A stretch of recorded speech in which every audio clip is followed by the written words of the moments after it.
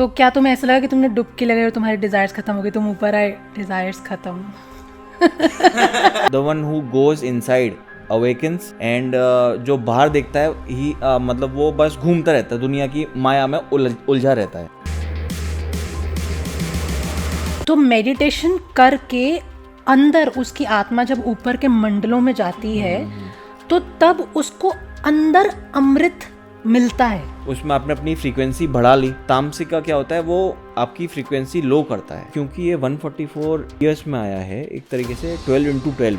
उसके सामने ही एक शिव जी का मंदिर है, बहुत प्राचीन मंदिर है, और उसके पास एक गणेश जी का मंदिर है। वहाँ पे बेड़ी माधव का मंदिर है, लेटे हुए हनुमान जी का मंदिर, नागवासुकी मंदिर, भीष्म पितामह लेटे हुए हैं, उनका भी एक वो है। वो इतना खचाखच भरा हुआ, आपको पैर रखने की जगह भी नहीं मिलेगी। लेडीज सोच समझ के जाना।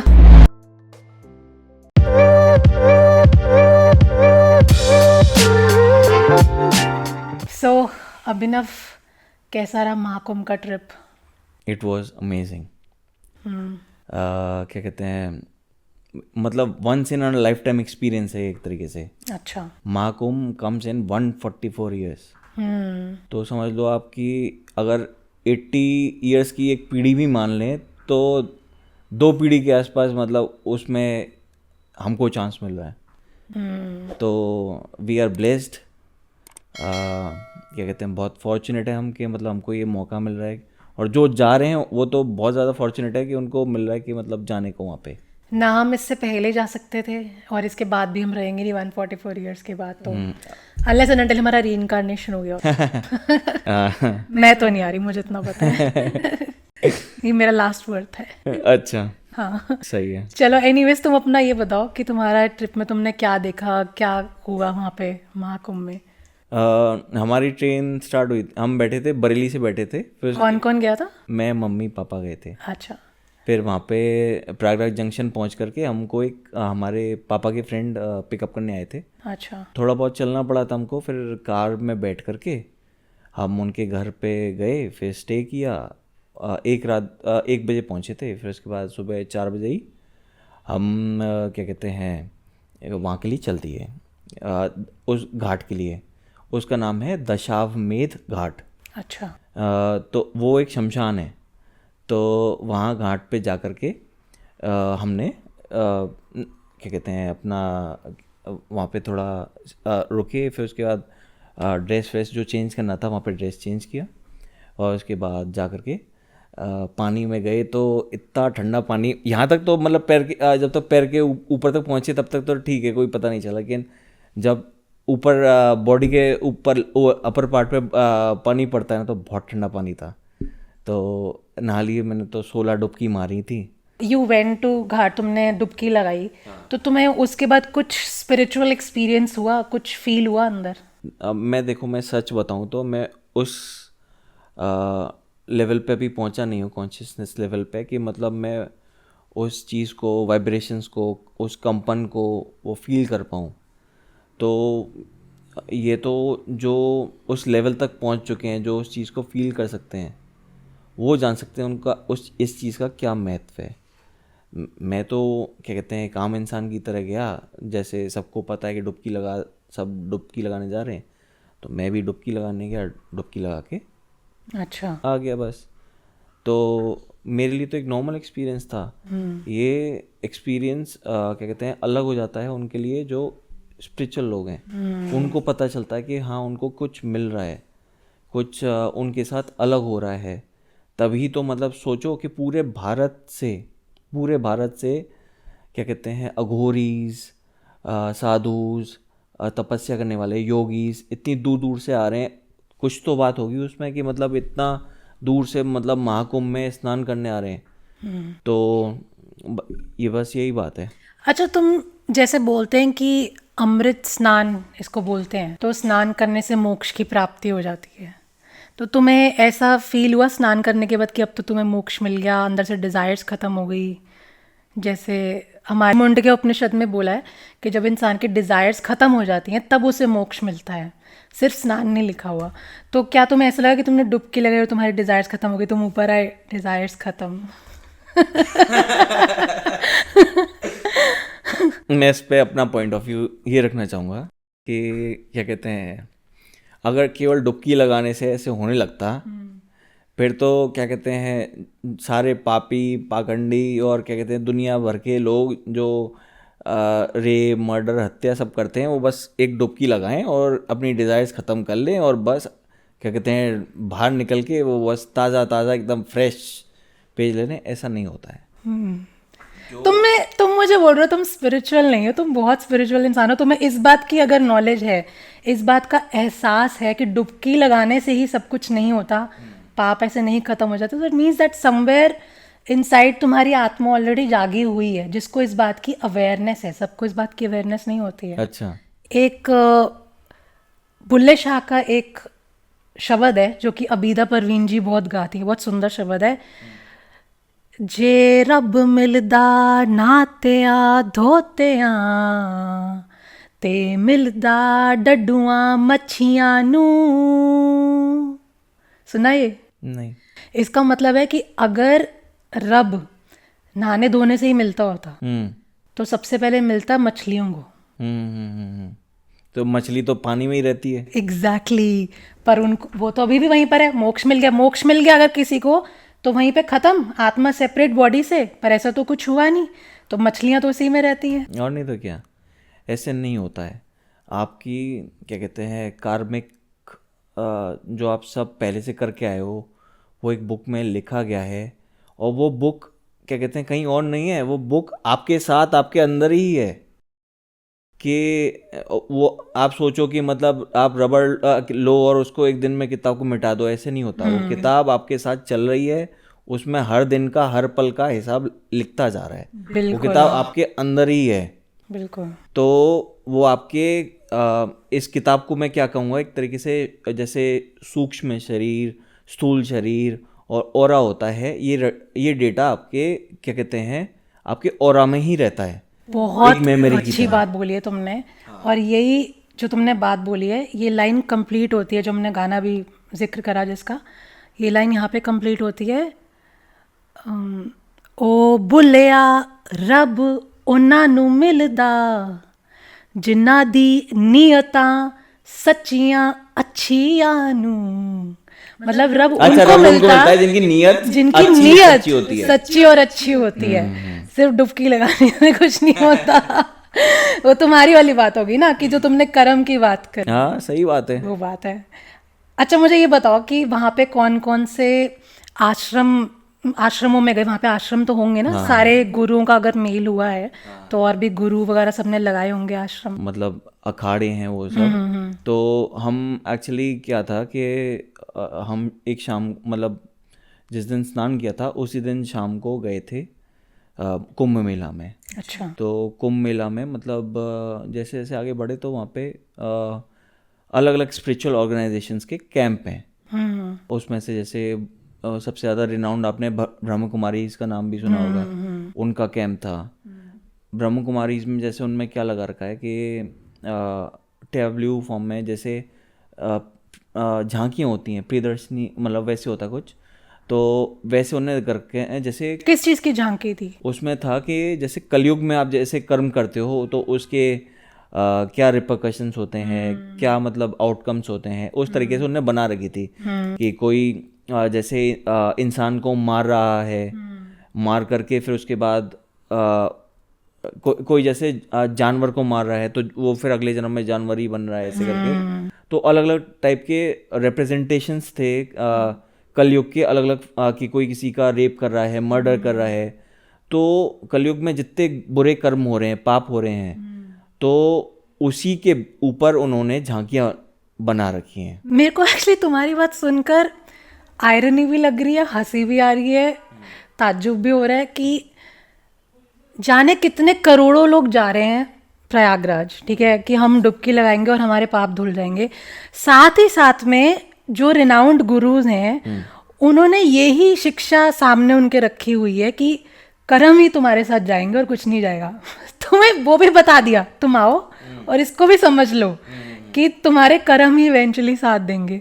तो ये एक सॉर्ट ऑफ एक आयरनी होगी कि तुम आए तो ये सोचकर, पर कलयुग में तो जो हमारे स्क्रिप्चर्स कहते हैं कलयुग में कीर्तन प्रधाना। सो वहाँ पे जो कीर्तन, जो बेसिकली उसका मतलब लिखा हुआ है वो ये है कि जब इंसान मेडिटेशन करता है तो मेडिटेशन करके अंदर उसकी आत्मा जब ऊपर के मंडलों में जाती है तो तब उसको अंदर अमृत मिलता है।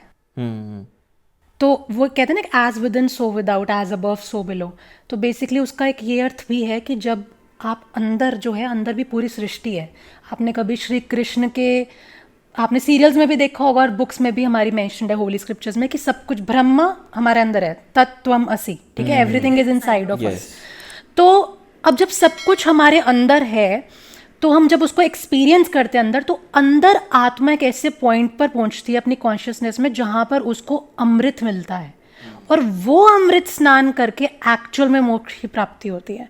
और ये जो बाहर का अमृत स्नान जो है ये हमारे लिए सिर्फ एक सिंबोलिज्म है ताकि हमें वो याद रहे कि हमें ध्यान वहाँ पे रखना है। इवन छोटी छोटी चीज़ें जो है ना, जैसे कि हम तिलक लगाते हैं तो तिलक भी शुरुआत में जो लेडीज़ ने बिंदी लगानी शुरू करी, जेंट्स ने तिलक लगाना शुरू करा, वो इसलिए था कि ध्यान हमारा तीसरे तिल पे रहे, आत्मा को हम ऊपर चढ़ाएं और अंदर के वो अमृत स्नान को, उसको चखें अमृत को। और ये सिर्फ हिंदुइज्म में नहीं है, हमारे सिखिज्म में भी है। सिखिज्म में आपने देखा होगा अमृतसर है ना, अमृतसर, ठीक है, गोल्डन टेम्पल में अमृत सरोवर बनी हुई है, वो भी सिंबॉलिक है। So that is again to remind us our souls की अंदर अमृत का अनुभव करना है। ये सब सिंबॉलिक है। सेम क्रिश्चियनिटी में आप जब बैप्टिज्म के लिए कोई जाता है तो वो कहते हैं ना होली वाटर में डिप करो, again that is symbolic. This is all symbolic, जो कि सारे रिलीजन्स में वो चीज़ है कि तुम अंदर जाके अपनी आत्मा को वो अनुभव दो। हाँ सही बात है। ये क्या कहते हैं, अंदर एक होता है अंतर्मुखी, अंदर देखना, एक होता है बाहर देखना। The one who goes inside awakens and जो बाहर देखता है ही मतलब वो बस घूमता रहता है, दुनिया की माया में उलझा रहता है। तो मैंने अभी तक जो जाना है वो ऐसे है कि मतलब आप जैसे मेडिटेशन करते हो तो मेडिटेशन में आप हमेशा अपने क्या कहते हैं, आप अंदर जाते हो और फिर उसके बाद आपकी कॉन्शियसनेस लेवल जो है वो एक्सपेंड होता है एक तरीके से। मुझे ये बताओ कि तुम्हें वहाँ पर जैसे साधु, बड़े सारे अघोरी साधु सब आए हुए हैं और जो कभी निकलते भी नहीं अपने वर्शिप में लगे हुए, मेडिटेशन में, और वो इतने इतने सालों बाद कह रहे हैं कि बाहर आए हैं स्नान करने के लिए। तो तुम्हें कोई ऐसे कोई साधु मिले वहाँ पर, जहाँ तक भी तुम गए, तुम्हें कोई ऐसे साधु मिले और तुम्हें कोई अलग सा एक्सपीरियंस हुआ जो तुम्हारी आत्मा को टच कर गया हो? मैं जब नहाने गया था तभी मैंने बस एक दो साधु देखे थे। अच्छा। लेकिन क्या कहते हैं, मेले, जब मैं शाम को मेले में गया था तब मेरे को मतलब जो रियल अघोरीज और मतलब जो जिनको मैं एक बार ढूंढने गया था, देखने गया था, वो मेरे को उस टाइम पे नहीं मिले। अच्छा। थे मतलब जो स्पिरिचुअल ऑर्गेनाइजेशंस हैं, जैसे अक्षरधाम, वहाँ पे अक्षरधाम का टेम्पल, अक्षरधाम का वो टेम्पल का रिप्रेजेंटेशन, अच्छा, रिप्रेजेंटेशन बना हुआ। तो वहाँ पे वहाँ के प्रीस्ट थे। हाँ। तो वो थे वहाँ पे। फिर क्या कहते हैं, अलग अलग ऑर्गेनाइजेशंस के प्रीस्ट थे, लेकिन मेरे को जो रॉ अघोरीज हैं वो मेरे को नहीं दिखे। वो शायद हो सकता है किसी और घाट पे हो या कहीं और हो। अच्छा। और वहाँ पे खाया क्या तुमने? मैंने एक्चुअली, मेरे को थोड़ी भूख लगी थी तो फिर मैंने गलती कर दी। मैंने मैगी खा ली। मैगी में होता है क्या कहते हैं, अनियन, मतलब उसके मसाले में अनियन होता है। तो फिर वो थोड़ा तामसिक होता है। तो क्या कहते हैं, जब आप जा रहे हो ऐसे क्या कहते हैं उस पे टाइम पे कि आप इतना पवित्र स्नान करके आ रहे हो एकदम, तो आपको उस टाइम पे कोशिश करनी चाहिए एकदम सात्विक रहने के लिए। तो फिर उसका ज़्यादा बेनिफिट है। मतलब एक तरीके से आप ये सोचो कि आपने स्नान करके अपनी फ्रीक्वेंसी, मतलब जो वहाँ पे इस टाइम पे एनवायरनमेंट है उसमें आपने अपनी फ्रीक्वेंसी बढ़ा ली, आपने वहाँ पे हाई फ्रीक्वेंसी एब्जॉर्ब करी। तामसिक का क्या होता है, वो आपकी फ्रीक्वेंसी लो करता है। तो क्या कहते हैं, आपने जितनी बढ़ाई उसमें से आपने 100 बढ़ाई, तामसिक की वजह से आपने 10 घटा ली तो 90 इफेक्टिव हुई, हाँ 90 रह गई फिर आपकी। But again I would say कि सात्विक is a way of life, मतलब एक दिन में तो वैसे भी आत्मा को कोई फर्क नहीं, वो नहीं इतना ही मेजर होगा नहीं, हाँ, डिफरेंस। हर रोज अगर इंसान सात्विक रहेगा तब जाके कहीं पर that major is a change way of आएगा। Life, that is a habit. लेकिन क्या कहते हैं, कोशिश करो कि मतलब उस दिन कम से कम ना करो, कि मतलब जितना आप कम से कम वहाँ पे बेनिफिट कर पा रहे हो उसमें निगेशन ना हो, नेगेटिव में नहीं जा रहा हो, एक तरीके से summation kind of thing energy का। तो वैसे एक जो कह रहे हैं न्यूज़ में जो दिखा रहे हैं कि काफ़ी सारी डेथ हुई है वहाँ पर और स्टैम्पीड हो गया, लोग एक के ऊपर एक गिरे हैं, तो आपको क्या लगता है कि अगर ऐसे पवित्र स्थान पे मतलब जाते हैं तो क्या ये जिन जिन लोगों को स्टैम्पीड में डेथ हुई है, एक गुरु जी ने बोला कि उनको मोक्ष की प्राप्ति हो गई है, आपका इसके बारे में क्या कहना है? आपको लगता है कि मोक्ष मिला है उनको? अब क्या कहते हैं, ऐसे तो यूं भी कहा जा सकता है कि जगन्नाथपुरी, जहाँ पे जगन्नाथ प्रभु खुद बसते हैं, तो वहाँ पे ऐसा नहीं है कि मतलब वहाँ पे डेथ नहीं होती, वहाँ डेथ होती होंगी तो क्या सीधे वहाँ पे तो स्वर्ग सीढ़ी बनाने की बात वो थी, तो वहाँ पे सीधे स्वर्ग चढ़े जाते होंगे लोग। क्या कहते हैं, जगन्नाथ धाम तो इतना पवित्र धाम है, तो आसपास में पुरी में जो भी क्या कहते हैं जिसकी डेथ होती होगी वो तो सीधे फिर क्या कहते हैं स्वर्ग जाता होगा।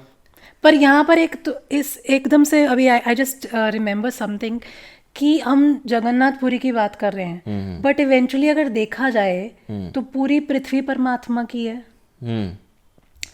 जो हमारे हिंदुइज्म में सिखाया गया है और जो हम अंदर एक्सपीरियंस भी कर सकते हैं कि परमात्मा हर चीज में बसा हुआ है, हर इंसान में बसा हुआ है, हर वस्तु में है। तो मतलब सभी जगह परमात्मा है, और हम कहते भी कि परमात्मा सर्वव्यापी है, सब कुछ जानने वाला है, ओमनी प्रेजेंट ओमनीसिएंट है।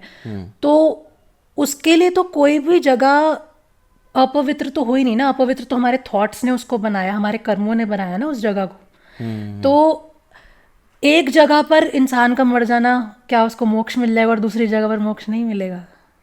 नहीं, हर जगह की एक एनर्जी होती है। शमशान की अलग एनर्जी होती है, मंदिर की अलग एनर्जी होती है। एनर्जी तो अलग होती है, पर मैं अभी मोक्ष की बात कर रही हूँ। एरिया की एनर्जी अलग होती है। इस समय जो महाकुंभ प्रयागराज में हो रहा है, उस एरिया की एनर्जी ही अलग है। तो क्या कहते हैं, जगह जगह की बात होती है कि अलग अलग जगह की अलग अलग फ्रीक्वेंसी, अलग अलग एनर्जी ठीक है होती है। तो वो डिपेंड करता है उस एनर्जी, उस एरिया की एनर्जी फ्रीक्वेंसी क्या है।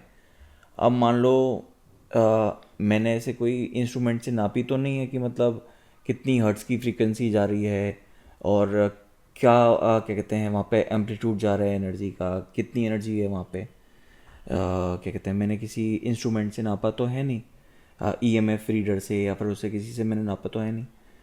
लेकिन क्या कहते हैं, महाकुंभ में जिस हिसाब से वहाँ पे अघोरी आते हैं, साधु आते हैं, योगी आते हैं, तो ये कहा जा सकता है कि वहाँ की एनर्जी अभी काफ़ी एक लेवल तक काफ़ी ऊपर है।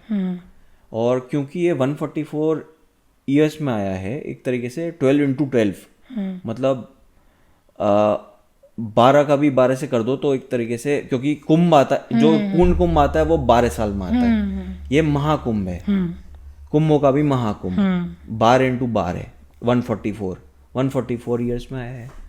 तो इसकी एनर्जी बहुत ज़्यादा हाई है। तो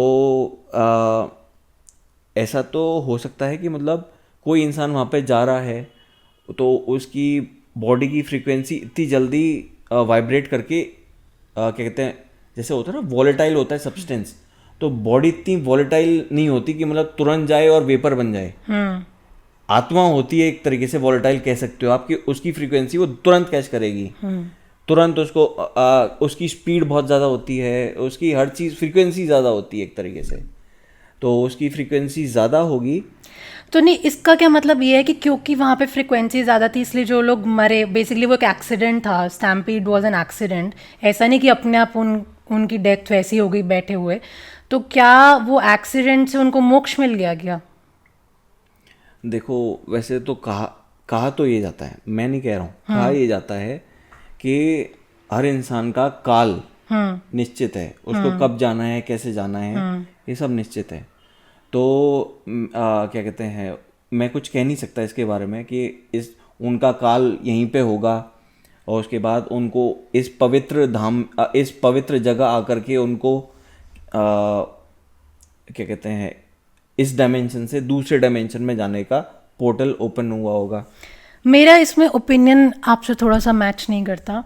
ऐसी भी आत्माएं होती हैं जिनका वक्त नहीं आया होता और किसी गलती की वजह से उनकी डेथ हो जाती है, एक्सीडेंटली होती है। ठीक है। तो यहाँ पर एक एक्सीडेंट हुआ है, यहाँ पर गलत ऑर्गेनाइजेशन की वजह से कुछ एक्सीडेंट हुआ, और एक बार नहीं हुआ, रेपिटेटिवली हुआ है, 3-4 बारी हो चुका है ऑलरेडी। तो वहाँ पर कहीं एडमिनिस्ट्रेटिव प्रॉब्लम रही है, ठीक है। तो यहाँ पे मैं नहीं मानती कि उससे मोक्ष मिलेगा, क्योंकि अगर ऐसे ही मोक्ष मिलना होता तो फिर तो मैं कहती हूँ कि मोक्ष तो सभी लोगों को चाहिए जो वहाँ पे अमृत स्नान करने के लिए जा रहे हैं। उन सबका एक इंटेंशन सबका मोस्टली है कि हमें मोक्ष चाहिए, इसलिए तो हम अमृत स्नान के लिए जा रहे हैं ना, कि हमारे पाप कट जाएं। तो फिर सब लोग वहीं पर ही अपनी बॉडी को त्याग दो, स्टैम्पीड में के ऊपर एक चढ़ जाओ, एंड मोक्ष मिल जाएगा। मैंने ऐसा नहीं कहा कि मोक्ष मिल गया होगा। हाँ, नहीं, मैं आपकी बात नहीं कह, मैं कह रही हूँ अपना ओपिनियन है मेरा ये। मेरे को पता है आपने नहीं कहा, मैंने कहा ये मेरा ओपिनियन है। ऐसे मोक्ष मिलना होता फिर तो क्या कहते हैं, कोई भी सुसाइड करे उस जगह जाकर के और सीधे बस उसको मोक्ष मिल जाए। ऐसे मोक्ष नहीं मिलता। सो अभिनव, वहाँ पर आप कौन कौन से मंदिर में होकर आए, आपको क्या एक्सपीरियंस हुए, कैसे टेम्पल्स थे वहाँ पे? जब हम वहाँ पे घाट से निकले, दशाश्वमेध घाट जो है उसके सामने ही एक शिव जी का मंदिर है। ओके। बहुत प्राचीन मंदिर है, और उसके पास एक गणेश जी का मंदिर है। उसके साइड से ही मतलब एक रास्ता जा रहा है, आप वहाँ से लेफ्ट जाओगे तो वहाँ पे बेड़ी माधव का मंदिर है। अच्छा। कृष्ण भगवान का मंदिर है। उस कृष्ण भगवान के मंदिर के सामने भी एक शिव जी का मंदिर है। अच्छा।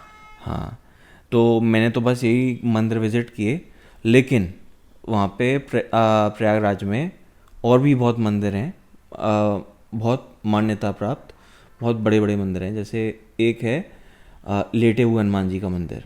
वहाँ पे अभी रिसेंटली भूटान के जो राजा हैं वो भी होके आए थे। अच्छा। कहा जाता है वहाँ पे जो भी मतलब आप वो मांगते हो, भगवान विश मांगते हो वो पूरी होती है। अच्छा, आपने मांगी कोई विश? मैं जा ही नहीं पाया। अच्छा।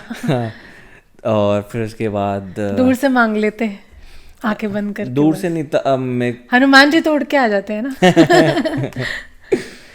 कहते हैं किसी जगह पे जाओ तो वहाँ पे उनके ऑरा में कनेक्ट होके उनसे मांगो तो फिर वो जल्दी कनेक्ट होती है। आप दूर में क्या कहते हैं, एक होता है पास जाकर के बात करना, मैं आपके पास बैठ करके आपसे डायरेक्ट बात कर पा रहा हूँ, एक होता है फ़ोन पे बात करना। दोनों में अंतर है। तो जो आप पास जाकर के बात करते हो वो जल्दी सुनी जाती है, जो फ़ोन पे आप बात करोगे ठीक है, फ़ोन पे किसी को याद रहे ना रहे, मतलब वैसे तो भगवान को सब याद रहता है, लेकिन क्या कहते हैं, ये मैं सिंबॉलिक वे में कह रहा हूँ एक तरीके से। आप किसी के पास जाकर के कोई बात कहते हो और एक आप दूर से फ़ोन मिला करके बात करते हो, दोनों में डिफरेंस है। हाँ जी। तो वाइब्स का डिफरेंस आ जाता है, मुझे लगता है। आप उस ऑरा में नहीं हो, आप उस फ्रीक्वेंसी में नहीं हो, उस एनर्जी में नहीं हो। तो वहाँ पे आपको शिव जी के मंदिर में कैसा ऑरा लगा? उस समय तो मैं वहाँ से दशाश्वमेध घाट से स्नान करके निकला ही था, तो मेरे को तो ठंड लग रही थी। अच्छा। तो ज़्यादा तो मैं फील कर नहीं पाया, लेकिन हाँ एक्सपीरियंस बहुत अच्छा था। चाय पी वहाँ पर ठंड में? नहीं, चाय वाय का कुछ ऐसा दिखा नहीं वहाँ पे, कोई वो आसपास दिखा नहीं, बस सीधे बस लग रही थी बस जहाँ पे स्टे कर रहे हैं वहाँ पे जाएं। अच्छा। और वहाँ पे फिर हम शाम को एक वहाँ पे भी गए थे, नाग वासुकी मंदिर। अच्छा। क्या कहते हैं, नाग देवता का मंदिर है। अच्छा। वहाँ पे उसी के पास में भीष्म पितामह लेटे हुए हैं, उनका भी एक वो है पूरा उनका वाओ, बना हुआ है। एक मंदिर ही कह लो, तो वो भी मंदिर, मतलब प्रेजेंटेशन सी होगी उनकी जैसे वो लेटे हुए हाँ थे उनका शरीर जैसे Got it. बनाया हुआ है एक तरीके से, सीमेंट का या किसी का भी बनाया हो, अच्छा, तो वो वहाँ पे है, वही रिप्रेजेंटेशन रखी है। रिप्रेजेंटेशन कह लो, हाँ वही। तो ये नाग देवता वाला जो आप मंदिर बोल रहे हैं वहाँ पे कैसा बना हुआ है, वो क्या बना हुआ है उसमें? मैं साइड से ग्लिम्स ले पाया था वहाँ पे, तो रश बहुत था इसलिए? हाँ रश बहुत था, बहुत लंबी लाइन थी, तो फिर उतना मैं जा नहीं पाया। मैंने साइड से एक ग्लिम्स ली थी, तो वहाँ पे मतलब जैसे नाग देवता होते हैं जैसे, तो वो उनकी मूर्ति थी वहाँ पे। उनके भी तो जैसे मतलब कि अलग अलग ग्रुप है ना, जैसे उन्होंने जब ओशन से बाहर निकल के दर्शन दिए नाग देवता ने, या फिर कौन सा रूप ऐसा देखा आपने, कौन सा रूप था, देख पाए थे क्या आप वहाँ पे? नहीं, बस मैंने साइड से मतलब देखा था कि मतलब एक उनकी वो बनी हुई थी मूर्ति, अच्छा। ब्लैक कलर की, बस इतना ही देख पाया था, ज़्यादा मैं डिटेल नहीं ले पाया। अच्छा, तो वहाँ पे वैसे आप जैसे गए, आपने बताया अभी वहाँ पे ठंड लग रही थी, फिर वहाँ पे चाय नहीं थी, वैसे ओवरऑल खाने पीने का वहाँ पे क्या अरेंजमेंट है वहाँ पे, कोई जाए तो? सुबह तो देखो मैं जब गया था 4 बजे गया था, क्योंकि हमने 4 बजे भी इसलिए सिलेक्ट किया था टाइम, क्योंकि जैसे जैसे फिर सूरज उगेगा तो भीड़ भी बढ़ेगी, हाँ जी। तो इसलिए हम 4 बजे ही निकल गए थे कि स्नान हो जाएंगे आराम से। लेकिन 4 बजे भी मतलब वहाँ पे बहुत ज़्यादा भीड़ थी, अच्छा। बहुत भीड़ थी। तो समझो जब 4 बजे ही है तब धूप निकलेगी 8-9, तब तो और भी क्या ज़्यादा हो कहते हैं 5 बजे तो धूप निकल आएगी, फिर 8-9 बजे तक मैं पहले सोचता था 8-9 बजे जाएंगे, धूप में जाएंगे आराम से, थोड़ा गर्माहट में, फिर उसके बाद जाएंगे उसमें उतरेंगे पानी में। लेकिन हम 4 बजे ही गए, तो बहुत क्या कहते हैं 8-9 बजे तो बहुत ज़्यादा रश हो जाता है, तो हम पहले ही होकर के वहाँ पे अच्छा। हुए। अच्छा, फिर क्या कहते हैं, और आप गए कैसे थे खाने पीने मतलब? का आपने अभी पूछा था, तो खाने पीने का जैसे शाम को हम जैसे मेले में गए थे, तो वहाँ पे आपको बंगाल में कहते हैं ना झाड़मुड़ी, हमारे कहते हैं भेल, कहते हैं भेलपूरी, अच्छा। तो भेलपूरी है, फिर एक स्टॉल लगी हुई है वहाँ पे, मैगी वैगी मिल जाएगी आपको, और क्या कहते हैं यही कोई खाने। फ्रेश फ्रूट्स का नहीं था, फ्रेश फ्रूट्स एंड वेजिटेबल्स का कोई स्टॉल?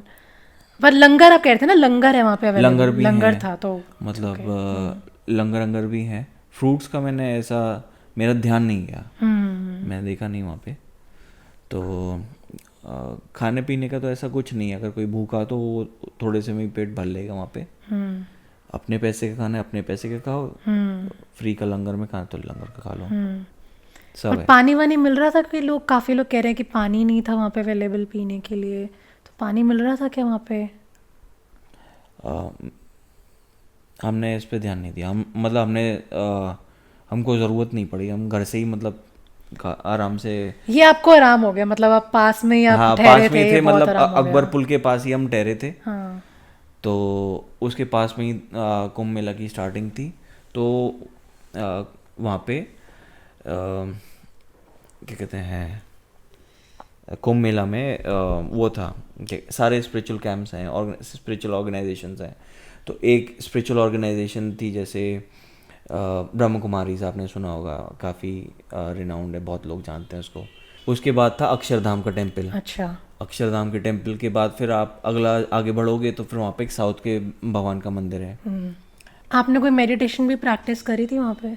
हाँ, मैं एक वहाँ पे मतलब मैं जा रहा था ना, तो बहुत टेंस था, इरिटेशन थी, और मेरे को ना बहुत मतलब ऐसा लग रहा था, अरे अजीब सा, मतलब जैसे माइंड होता है ना, मतलब ऑक्यूपाइड एक तरीके से, वो हो रखा था मेरा। मैं जा रहा था, फिर एकदम से मतलब लोग आते हैं, हमको रोकते हैं, कहते हैं आप यहाँ पे आइए, इस कैंप में आइए। वो था निर्मला निर्मला देवी का अच्छा। वो था, कैंप था, मतलब वो तो अब नहीं है इस दुनिया में। वो she is very famous, no? हाँ, उन्होंने सहज योग मतलब लोगों तक पहुंचाया था। हाँ जी, हाँ जी। तो वहाँ के उनके लोग हमको लेके गए, उन्होंने हमको बैठाया, फिर सहज योग के बारे में बताया कि कैसे होता है, क्या चीज़ होती है। तो जैसे वो हमको इंस्ट्रक्टर बता रहा था और हमको जैसे